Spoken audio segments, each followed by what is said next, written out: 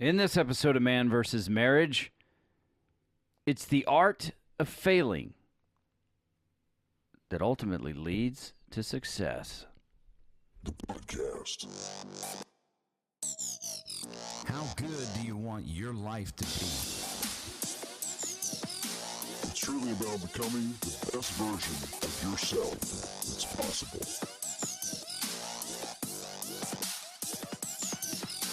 This is Man vs. Marriage. The podcast.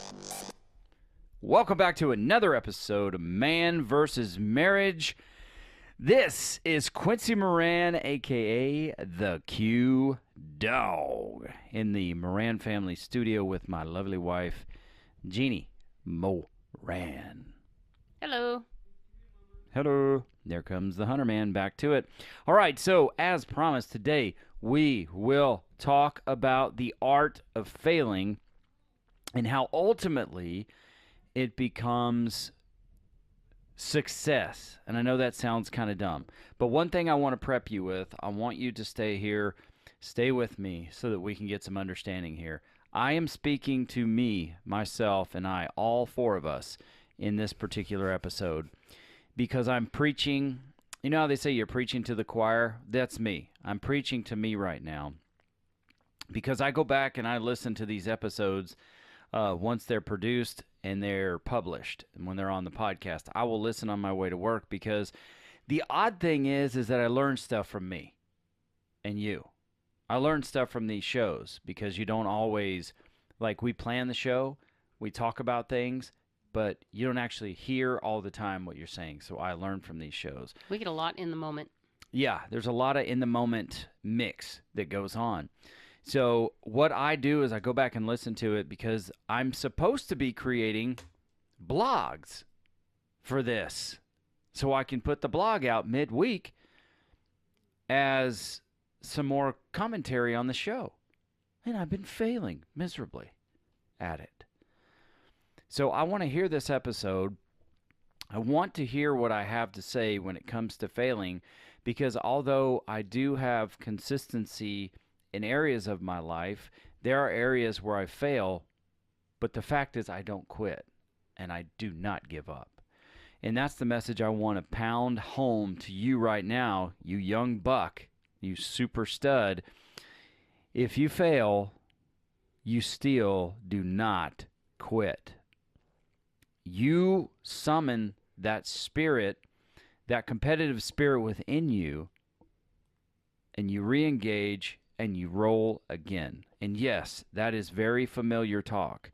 It is the embodiment of that Jocko Good video, because I was living that video before I ever saw it. I heard Joe Rogan talk about it, and he said what made me want to go watch it was when he's running, like he's out doing his running, whether it was in the mountains or whatever, and he wants to quit, he replays the Jocko Good video in his mind. And I'm like, if freaking Joe Rogan does this, I got to go see what this video is. Mm-hmm. And I watched it, and I said, that is absolutely my mindset. Because I look at situations in life that are uncomfortable, and I run to them. I want to challenge myself. I want to know what it's like. I'm excited to see how much I've grown and where I still need to grow. That is me. If we don't get what we need, and I assessed this to myself the other day, it seems that while I'm not necessarily the, quote, underdog, it seems that life forces me to make really good things happen with less. And I've been successful with the ability to create those opportunities and make those types of things happen. It just seems like I have less to work with, yet I can still make a success out of whatever is put in my lap. And I want to implore you, dude, understand that when you start and you succeed, it's great. You want to continue that success. But when you start and you fail, it's actually an opportunity to get better. So while I don't want you to embrace yourself as a failure, I want you to embrace yourself as somebody who has that never die spirit, and you can keep fighting. You have to tap into that competitive warrior within inside yourself so that you do not quit. You go look at that Jocko Good episode or that video on YouTube, and he shows you. It's like, hey, we didn't get the gear we need. Good. We didn't get this we need. Good. And at some point, his guys would come to him to give him a problem, and he would look at it, and they would say, but I already know what you're going to say. He said, okay, yeah, what's that? He's going to say, good. Whatever life gives you, I want you to embrace the mindset of good. I can do it anyway. And if you look at people that are highly successful, even like a Conor McGregor, you know, he said in his life that there's winning and there's learning. Even when you lose, it's learning. So you can take the art of failing and turn it into a positive. And that will make you endeavor faster to fail faster, because it's going to teach you how to accomplish these goals. It's going to teach you what you're made of. How resilient are you? How resourceful are you? What can you do to, when you fall, when you fail or fall forward? So when you stand up, you might be just a little bit ahead of where you fell down. But you are working to achieve a goal. Whatever that goal might be, you will get there if you remain relentless in your pursuit of what this is. Now, there are times where you need to pause and you need to gather your perspective of where you're sitting. And you need to figure out how you lost, why you lost, and how you can move forward. But the most important part here is when you fail, it's not a time to quit. It's actually a time to recalibrate within your mind so that you can find a way to move forward and take another step towards success. And in listening to a guy that I admire greatly, his name is Ed Milet. When he talks about people like procrastination is the fear of failure. Let that sink in. Procrastination is the fear of failure. You get paralysis through analysis.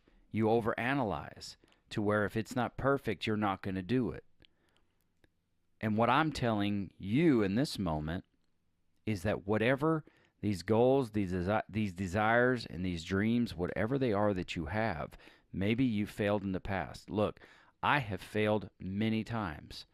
Whether it's, a couple of things I can look at are a couple of clothing lines that I started. I failed. I have plans to someday do it again. The amount of experience that I have and what I have learned through those failures. Actually, one of them is not a failure. One of them we quit because a guy quit. That one actually started gaining plenty of momentum because I took the failure as a learning experience for what I did the first time. And I said, I know now that there is another route. And if you saw the way that we did that clothing line, I took those mistakes that I made and we started building it. And we started making money, and we took the money and we reinvested. And we, took from making a few $100, I think on up close to, well into, if you group it together, thousands of dollars. But we just took it and started infusing it back into the business. And one day he just disappeared. So I didn't keep building it because I didn't want him to come back. And want his half. And want to take it. Yep. You know what I'm saying? But you take these moments. Maybe it's a low moment with your personality. Maybe it's a low moment with your diet, or maybe it's a low moment with your exercise. Maybe you didn't meet the goal you thought you should have. What I want to talk to you about is do not quit. You do not have that quit spirit in you. What you have is the spirit. You have the spirit of success alive in you because you are listening to this podcast. You've endeavored to make yourself better. You've endeavored to change your life, to take control of who you are and become a better man, become a better husband, become a better father, become a better professional. There are just pieces of life and perspective that you actually cannot see until you fail at something. And then you know. There are people who fail on a grand scale, like these guys that fight UFC, the guys that box. They fail in front of millions of people. Not if you're McGregor. He doesn't lose, he learns. He fails in front of millions of people, okay? But if you take Conor McGregor, I didn't even plan on doing this, but you take Conor McGregor in this situation, okay? And I preached about this one time when I was speaking at church. 5-6 years before he became the hottest ticket on the planet, he was on welfare in Ireland. Mm-hmm. He was broke.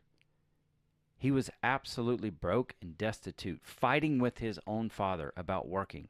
He knew there was something that he needed to do, and that thing he needed to do was fight because it's what he loved to do. So he started fighting. Now, you're talking about a guy, he did a little bit of boxing. He did, he fought in mixed martial arts. You're talking about a guy who in less than a decade took himself from welfare in Ireland into a $100+ million payday in a sport in which he was not a professional. That blows my mind.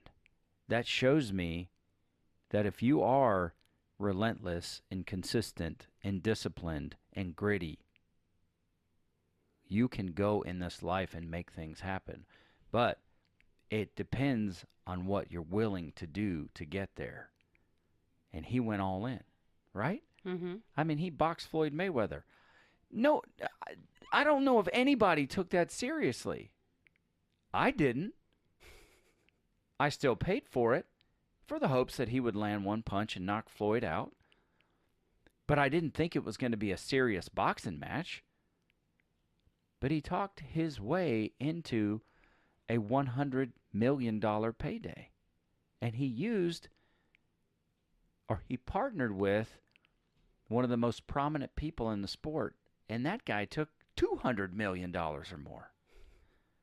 But 5 years before that, he was failing on a daily basis. He decided to take that failure and turn it into success. And he put everything he had into it, even with being at odds with his own family to do so. I don't know what your goals are. I don't know what you're trying to change. I don't know what your relationship status is at the moment. I don't know the silent conversations going on in your head. What I do know is that if you failed at something, take a step back and look at the fact is you actually tried to do something. You tried to get better. You set a goal. And there's enough honor and respect in that you can recalibrate and reload your situation and start to move forward. The next time you fail, rush towards the failure. Now, I'm not saying that you should make all the wrong decisions on purpose and screw yourself. What I'm saying is you put a plan together, you execute that plan. Where you win, you win. Where you fail, you learn. And you take these experiences and you are consistently stepping forward to improve yourself or your circumstances or whatever your goal is, and you get a little bit better each time. You must commit to the work. You must commit to the discipline. You must commit to whatever it is you are looking to do. And I know this. I have been successful in many areas, not just as in my marriage, not just as a parent, not just as a professional, but also in my health. I went through hell on earth, a circumstance I created for myself. But for over a decade, I have been able to keep 150 pounds. After a decade, I should say, I have been able to keep for several years 150 pounds off of this body. I transferred that energy away. I gave it to other people who might be able to use it. Thanks, John. But I do have success inside of me. I do have more confidence now. Thank you, Ed Milet, for pointing out where your confidence should be. And I'm here to tell you that if you've tried and you've failed, thank God you've tried. Now, try again. Now, the beauty you have is you have the experience that brought you to the moment of failure. And you know what you can do this time so that you do not face the same circumstances. Plant seeds along the way. Create habits that benefit you on a daily basis. Plant and water those seeds every single day. And go fast to the failure because you will learn. And when you fail, look at it as a learning experience. Pick yourself up off the ground, recalibrate your mode, get your message moving forward, take your experiences from that past where you won and where you lost, and move on to the next step. I'm going to tell you the truth is you're a lot closer than you think to having success. So let it continue. Keep your momentum. Maybe you lost 50 pounds. And during this COVID situation, you put 75 pounds back on. Here's the good news. You can change your life right now. Whatever it is, you can do it. I'm here to tell you. You have the willpower, you have the ability, you have the success locked inside of you. It may not be easy, but it will be extremely rewarding. So what? You've failed in the past. So what? I've failed in the past. I can learn from those failures. The easiest and most prominent one I can look at is Thomas Edison. He failed some 10,000 times creating the light bulb, but he did not stop. And because he did not stop, you can go turn your lights on and have light. Stadiums can be lit for football games, baseball games. Arenas can be lit for hockey and basketball. Theaters, movies can be made possible because of this light bulb. 10,000 times he failed, but he still met success because he used those failures as a teacher and as a guide on how to get it right. Keep at it, you super stud. Reach out to me if you need some encouragement. It is one of those things that I am an expert in, and I am here to help you. That's the reason we do this podcast. If you failed, great. Now you got more experience, and the next step forward will be success. Let's keep going. I am the Q Dog. This is Man versus Marriage. The podcast. How good do you want your life to be? You gotta live on purpose, for a purpose. It's truly about becoming the best version of yourself that's possible. This is Man vs. Marriage, the podcast.